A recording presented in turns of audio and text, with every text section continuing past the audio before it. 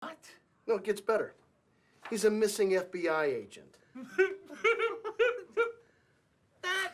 That's a huge fucking mistake. What? $1? Oh, go for it. Okay. Okay. Sure. Ah! Oh!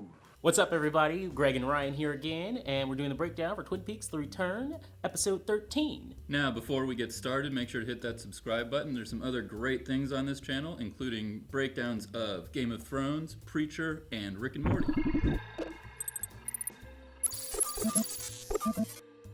Alright, so for this episode, I felt the main theme was really about the relationships of the original Twin Peaks cast. If you were a fan of the original cast and you were trying to figure out where the hell are these people, this one was really for you. There was Ed and Norma, Shelley and her daughter, a cute scene with Nadine and Jacoby, Audrey and Charlie, and Sarah Palmer with her vodka companion. That scene with Sarah Palmer, too, where it's like looping the boxing match. The repetition of the boxing match. You can't tell if it's something going on in Twin Peaks or if it's just Sarah Palmer herself just having a moment where she's just like doesn't care and lets it keep on repeating. And that sort of reference again to like old boxing, like similar to like Bushnell Mullins. Like, I don't know, little things in there. The rabbits by the television, and what we're debating is maybe Garmin Boja sitting there on the table. Anytime there's something yellow and it's food, automatically everyone's like, Garmin Boja. Garmin Boja. Hey, you know what though? I think that's fair because that's a theme of suffering and pain, and it's like the people almost all the time who are eating it,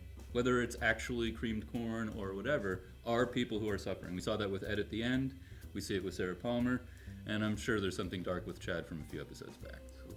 So we're past the 2/3 mark in the season, which means there's not a lot left. There's only 5 more after part 13. I'm getting depressed already. And you know what that also means is that for most of the season, it's been Dougie Jones, and very sadly, there were 2 things that happened in this episode that pushed the possibility of getting Dale Cooper back a little bit further away. One was the throwing away of the fingerprints report by the Fuscos, who just seemed like they were doing good police work back in part 9, but no, they blew it. And then, of course, the motion for Norma to change her famous pie recipe, which is one of the top things people have been thinking would bring Dale Cooper back. Unfortunately, no.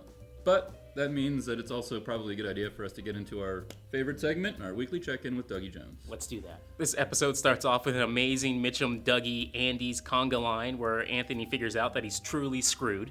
I think that might have been the best opening to an episode all season. It's like, it's fun, it's celebratory, it's heartwarming. I loved it. It's Twin Peaksy too. Oh yeah. Candy and the gang come bearing gifts for Bushnell Mullins in an awesome scene that's capped off with Mullins and Dougie receiving new cars.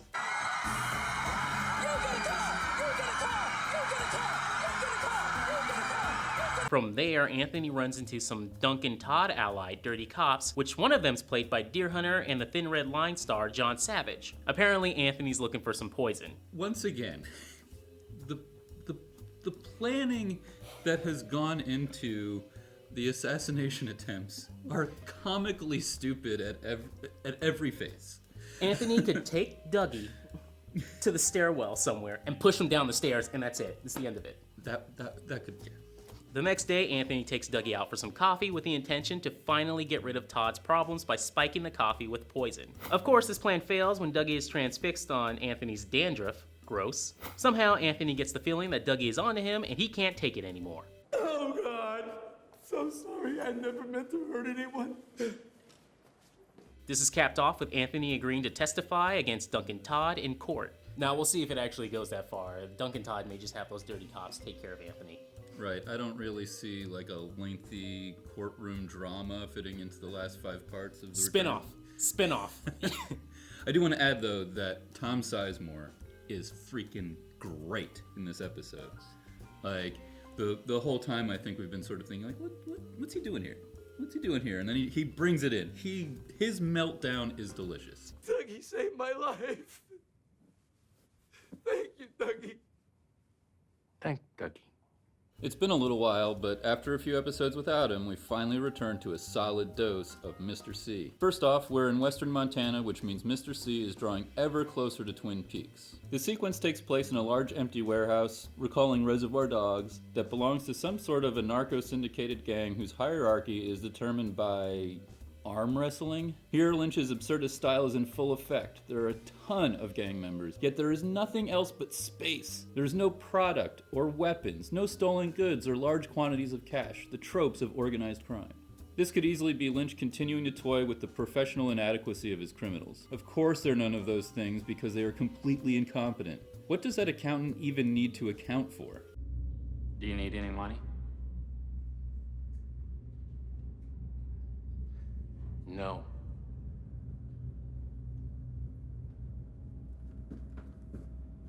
In the warehouse, Mr. C is confronted by a horde of criminals that inform him that he needs to win in a one-round, winner-take-all arm wrestling match with the group's strongest arm wrestler. Failure would spell death for Cooper, and a win means he gets Ray. The match itself is bizarre, as Mr. C toys with his opponent, metronomically returning to starting positions before progressing with the match, which culminates with a brutalized dead body. Yeah, I thought that guy's arm was gonna fly the fuck right off. Like in... The Fly by David Cronenberg. Yet another almost Cronenberg reference? Yeah, but I saw more over the top in this scene than Cronenberg. Way more over the top.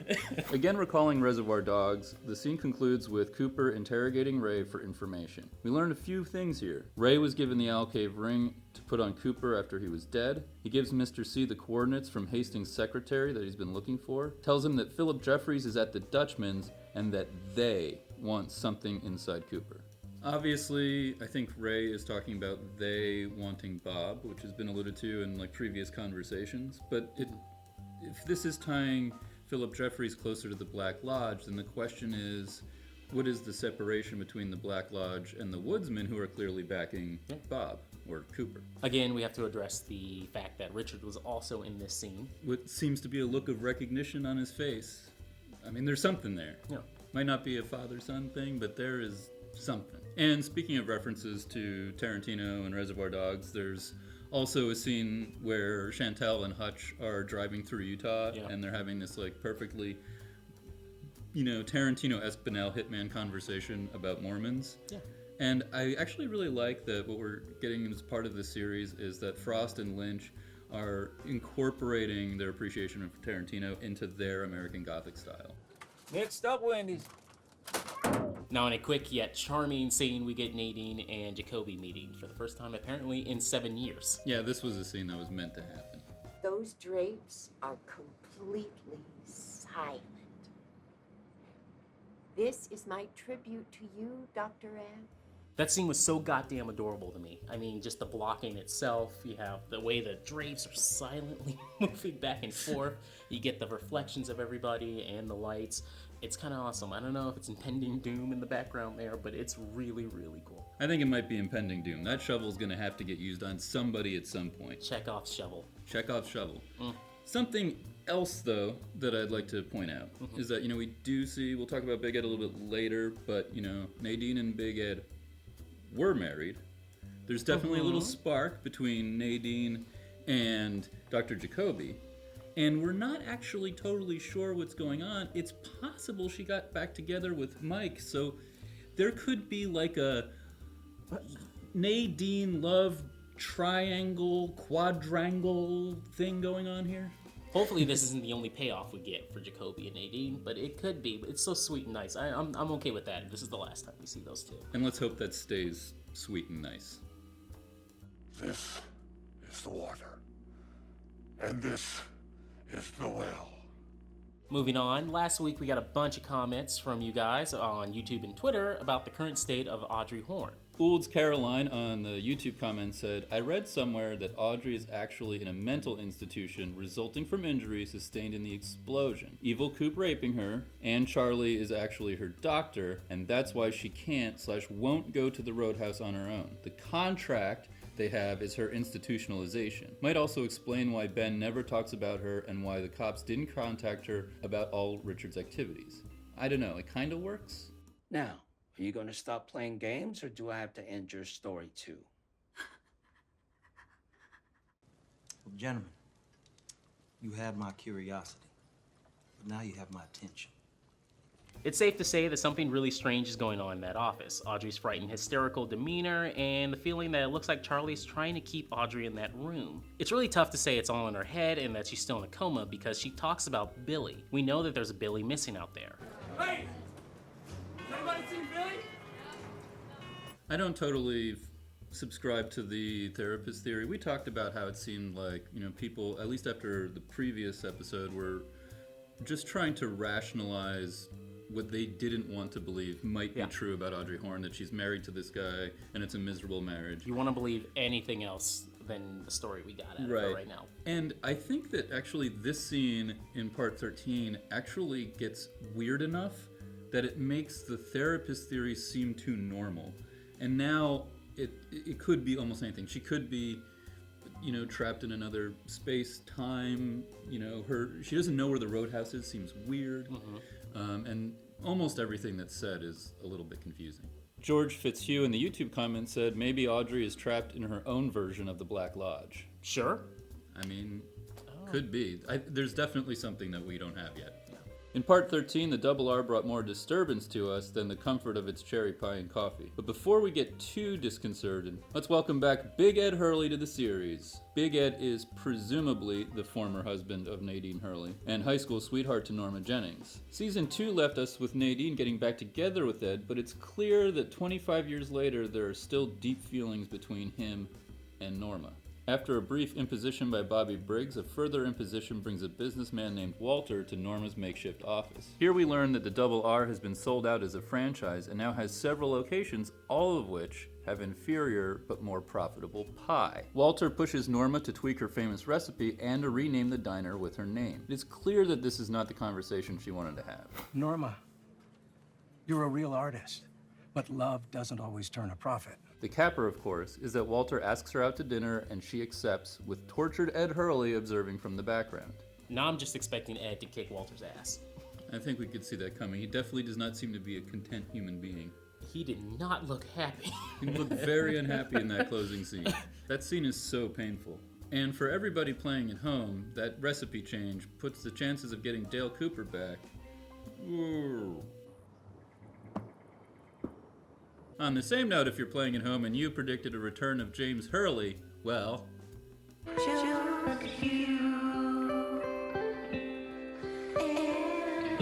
Okay, I don't mind saying I find that song cringeworthy, and I'm not a big fan of it. I respect everybody who loves it and has their Twin Peaks nostalgia, but I can't get behind it. Shout out to Reddit, though, because every single week, people have made the joke that they should have James Hurley sing that song at the Roadhouse as a joke. No one ever expected it. Oh, and there was that great meme that was repurposing the song for the Part 8 theater with Senorita Dito. Oh my god, that was hilarious. And then he's also making eyes at a girl sitting at the table. The same girl who was with the girls at the table with Shelley, and Shelley says, James is still cool.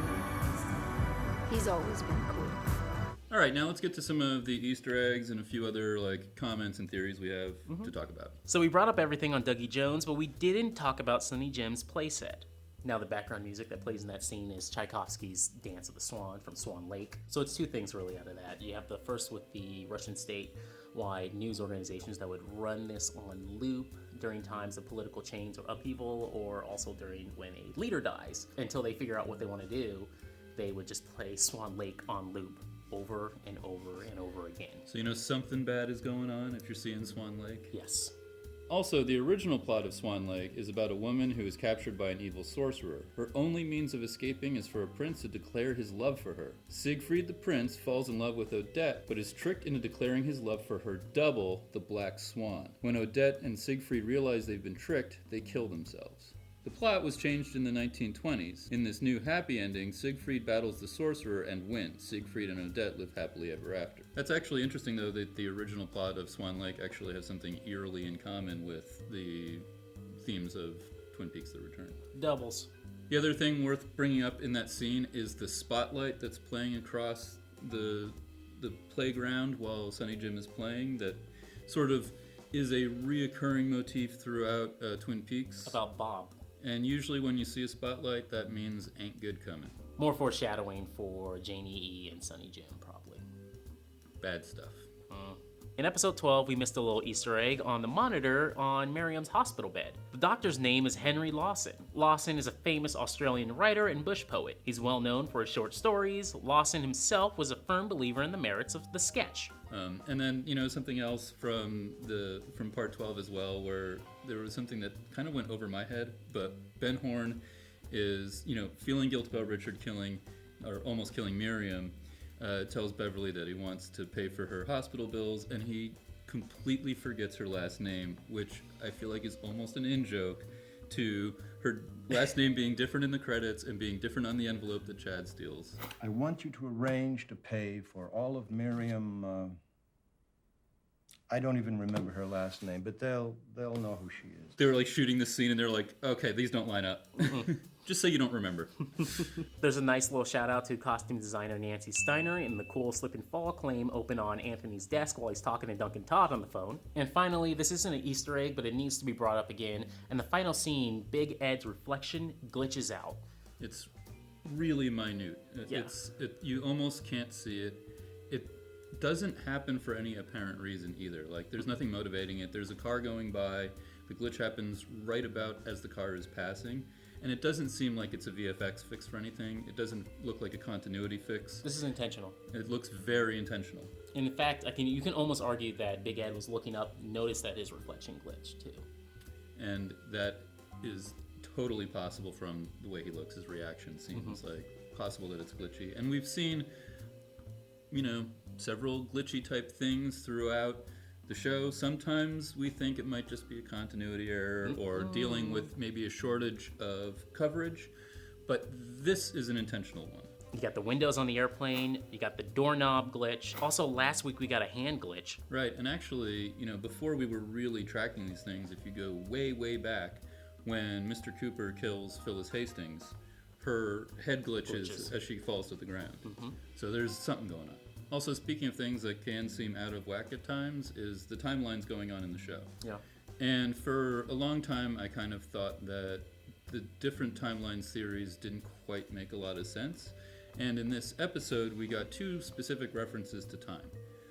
One is when Bobby Briggs comes into the Double R, and he says that they found the notes from Major Briggs that day. And since we're in part 13, that's back at part 9 that they got the notes.